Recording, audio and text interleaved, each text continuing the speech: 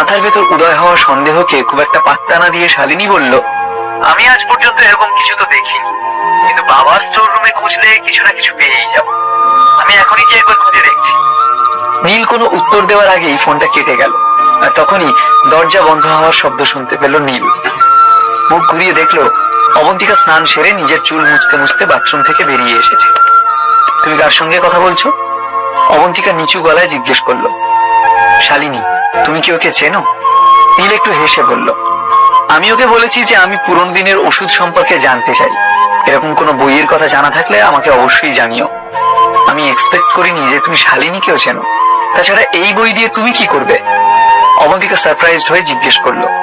তখনই নীল নিজের পকেট থেকে একটা শিশি বের করলো। সেই শিশিতে 5টা ওষুধ রাখা ছিল। বাহ, খুব ভালো। এবার তুমি এই ওষুধের ব্যবসা শুরু করো, বুঝলে? এমনিতেও স্মল ফেজে তো শুরু করেই দিয়েছো।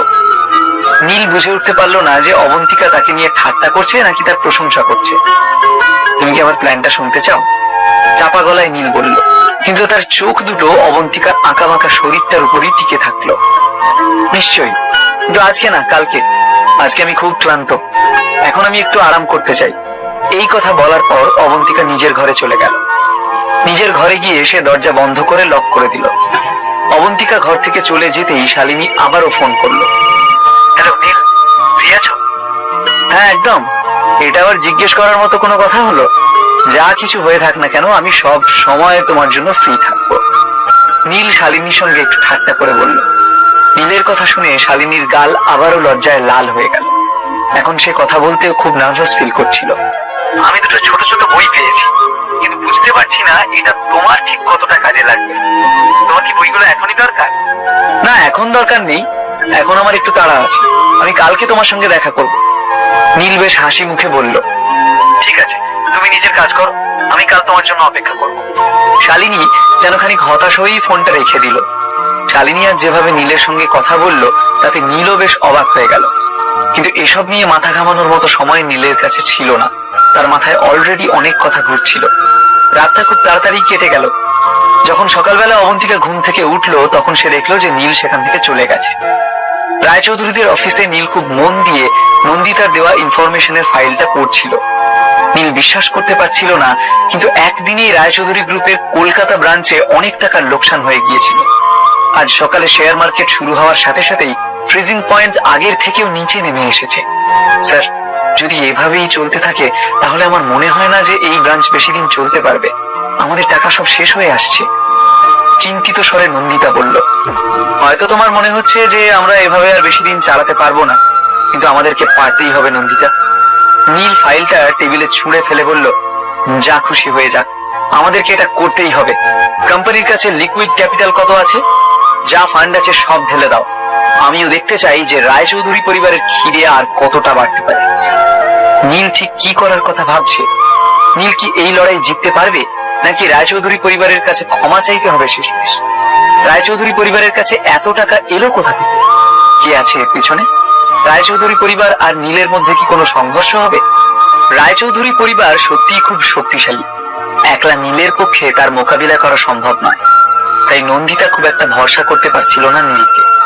শেয়ার মার্কেট পড়ে যাওয়ার ঘটনার খুব বেশি দিন হয়নি, কিন্তু এই ঘটনায় নীলের সাথে সাথে কুশল আর পৃথার ব্যবসাতেও অনেক লোকসান হয়েছিল। কলকাতার আরো অনেক ছোট ছোট কোম্পানি ছিল যারা ব্যাংকের কাছে দেনার দায়ে দেউলিয়া হতে বসেছিল। নীলের ফোন আসার পর কুশল আর বাকি সবাই 1 ঘন্টারও কম সময় মিটিং এর জন্য ওর অফিসে চলে এলো। তোমরা তো ভয় পাচ্ছ কেন? আমরা কিন্তু এখনো পর্যন্ত দেউলিয়া হয়ে যাইনি। চায়ের কাপ হাতে নিয়ে নীল বলল, নীল, রায়চৌধুরী পরিবার আমাদেরকে হারিয়ে দিয়েছে, আর আমরা যদি পাল্টা কিছু না করতে পারি তাহলে আমরা সবাই শেষ হয়ে যাব। পৃথা খুবই চিন্তিত স্বরে বলল, এত চিন্তা করার কোনো দরকার নেই। যতক্ষণ সব শেষ না হচ্ছে আমরা কোনো সিদ্ধান্তে পৌঁছাতে পারবো না। একটু হেসে নীল নিচু স্বরে কুশলকে বলল, আর যদি কিছু আনএক্সপেক্টেড হয়ে যায় তাহলে কি হবে এটাই ভাবছিস তো? কুশল, ওদিকের খবর কি? আমি তো তোকে ইনভেস্টিগেশন করতে পাঠিয়েছিলাম, তাই না? আমার কাছে এই মুহূর্তে যা খবর আছে সেই অনুযায়ী মার্কেটের অর্ধেক কেন পুরো কন্ট্রোলটাই রায়চৌধুরী পরিবারের কাছে আছে। পাল পরিবার, গুপ্ত পরিবার, এমনকি কলকাতার সবচেয়ে বিখ্যাত মল্লিক পরিবার সবাই ওদের সাথে আছে। এরা সবাই মিলে একসঙ্গে ওদেরকে সাপোর্ট দিচ্ছে। হতাশ স্বরে কুশল বলল, নীল স্যার, এবারের মতো যদি আমরা হার মেনে নিই। অর্জুন আর কিছু ভাবতে পারলো না। কি? আরে সমস্যাটা কোথায়? তুমি কি ভয় পেয়ে গেলে নাকি? নীল ঠাট্টা করে বলল, না, আমি শুধু ভাবছি যে যতক্ষণে এই লড়াই শেষ হবে ততদিনে রায়চৌধুরী গ্রুপ তোমার হাত থেকে বেরিয়ে যাবে। নিখিল এরপরে আর কিছু বলল না, কিন্তু সেখানে উপস্থিত সবাই খুব ভালো করে বুঝতে পারলো যে নিখিল কি বলতে চাইছে। অলরাইট, তাহলে কারোর চিন্তা করার কোনো দরকার নেই, আমি সব ব্যবস্থা করে রেখেছি। শুধু তোমরা চেষ্টা করো যে যেভাবেই হোক শেয়ার মার্কেটকে যেন স্টেবিলাইজ করা যায়। আজ দুপুর 3টের আগে শেয়ার মার্কেট ক্র্যাশ করতে দিও না। এই কথাটা বলতে বলতে হঠাৎ নীলের চোখে দুষ্টুমি চকচক করে উঠল। কনফিডেন্সের সঙ্গে নীল বলল, আমরা পিছু হাঁটবো না। ধীরে ধীরে সময় যত এগোতে থাকলো, রায়চৌধুরীদের কলকাতা ব্রাঞ্চের শেয়ার নিচে পড়তে থাকলো। যখনই সবাই ভাবতে শুরু করেছিল যে নীল আজ হেরে যাবে, তখনই হঠাৎ যেন মিরাকল ঘটলো। শেয়ার মার্কেটে যেন ফান্ডের বন্যা বয়ে গেল।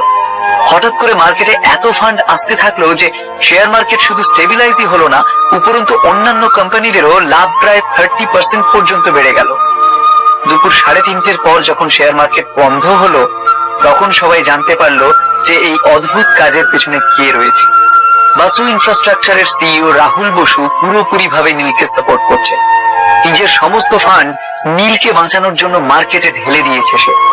সেই সঙ্গে কমলেশ কুন্ডু নিজের বন্ধুত্বের প্রমাণ দিতে আর নীলকে বাঁচাতে পুরো কুন্ডু পরিবারকে নিয়ে মাঠে নেমে পড়েছিল। কয়েক মুহূর্তের মধ্যেই মার্কেটের সমস্ত ফান্ড নীলের অফিসের অ্যাকাউন্টে ট্রান্সফার করা হলো। আর 10 মিনিটের মধ্যেই খেলা পুরো ঘুরে গেল। রায়চৌধুরী গ্রুপের কলকাতা ব্রাঞ্চের শেয়ার প্রায় 200% পর্যন্ত উঠে গেল। নীল প্রমাণ করে দিল যে ও কোম্পানি চালাতে জানে। নীল, আমি কোনো স্বপ্ন দেখছি না তো? কুশল উত্তেজিত হয়ে বলল, বাসু ইনফ্রাস্ট্রাকচার আর কুন্ডু পরিবার, ওদের দুজনের সাপোর্ট আছে আমাদের সাথে। আনন্দে নিজের জায়গা থেকে প্রায় লাফিয়ে উঠল পৃথা। ব্যবসার দুনিয়ায় এরা দুজন কেউ কারো থেকে কম না। বাহ, দারুণ ব্যাপার, দারুণ চাল চেলেছ। নিখিল, যে নাকি বরাবর চুপচাপ থাকতেই পছন্দ করে, সেও নীলের প্রশংসা না করে পারল না। শুধু আমাদেরই না, আজকে পুরো শহরের লাভ হয়েছে। নীল তো পুরো শহরের ইকোনমিকে ডুবতে ডুবতে বাঁচিয়ে দিল। নীল তো কলকাতা শহরের রাজা। নীলকে দেখিয়ে বলল কুশল, আমি তো তোমাদেরকে আগেই বলেছিলাম যে চিন্তার কোনো কারণ নেই, শান্ত হও। হতে পারে এটা কলিযুগ, কিন্তু কলিযুগেও কখনো কখনো ভগবানের কৃপা হয়ে যায়, আর ভগবানের কৃপাকে সবসময় ধন্যবাদ জানানো উচিত। নিজের কাপে আরো একটু চা ঢালতে ঢালতে বলল সে। কিন্তু নীল, তুমি দুটো পরিবারের সাহায্য পেলে কি করে? পৃথা একটু কনফিউজড হয়ে জিজ্ঞেস করলো। তাহলে এবার বুঝতে পারছো তো যে তুমি আমার সঙ্গে ভবিষ্যতে আরো বড় বড় ব্যবসা কিভাবে সামলাবে? একটা চওড়া হাসি হেসে নীল পৃথার দিকে তাকিয়ে বলল। যদিও নীল পৃথার প্রশ্নের কোনো উত্তর দিল না, কিন্তু সবাই বুঝতে পেরে গিয়েছিল যে নীল তাদেরকে কি বলতে চাইছে। নীল ঘুরিয়ে তাদেরকে এটাই বলতে চাইছিল যে এই সব জানার কোনো প্রয়োজন নেই। নীলের কথা শুনে সবাই একটু লজ্জিত হয়ে পড়েছিল। নীল নিজের চায়ের কাপটা টেবিলের উপর রেখে বলল, তোমাদের এত চিন্তার কোনো কারণ নেই। কলকাতা শহর আমার জন্য খুবই ইম্পর্টেন্ট, আর এই শহরের কোনো ক্ষতি আমি বেঁচে থাকতে হতে দেব না। শুধু তোমরা ভবিষ্যতেও আমাকে এভাবেই সাহায্য করো, পাশে থেকো। এরপর নীল শালিনীর সঙ্গে দেখা করতে বেরিয়ে পড়ল। গাড়ি চালিয়ে কলকাতার রাস্তা ধরে যেতে থাকলো নীল। তখনই আদ্রিতার ফোন এলো। এখন তো তুমি খুব ব্যস্ত মানুষ হয়ে গেছো, তাই না? আজকাল আমার কথা মনে পড়ে তোমার? যেই নীল এই কথাগুলো শুনলো, তার ঠোঁটে হাসি ফুটে উঠলো।